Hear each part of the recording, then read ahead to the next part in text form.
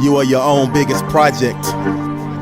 Meaning, you wake up every day trying to become the best version of yourself. It can be difficult at times, cause your adversity is teaching. Your setbacks are teaching.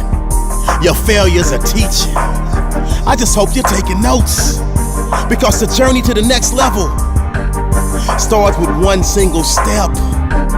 And there will be pitfalls, there will be roadblocks, there will be things that will try to stop you.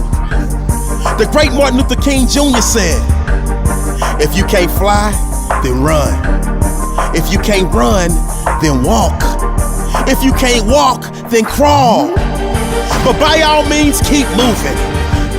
But by all means, keep improving.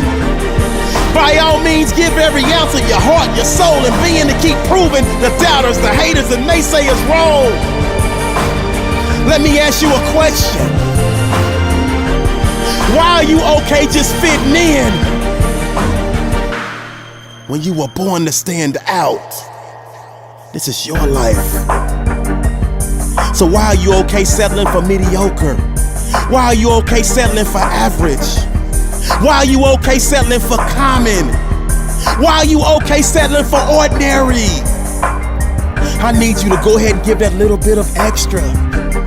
Because champions like you, because winners like you, because diamonds like you were born to be extraordinary. We're born to be phenomenal.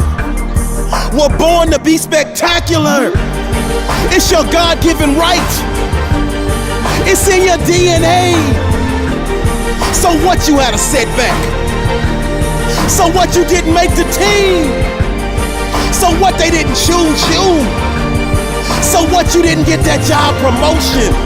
That should light a fire in you, that sparks emotion, that plants seeds that get you in motion to commit and have a never give up mentality and a devotion to greatness.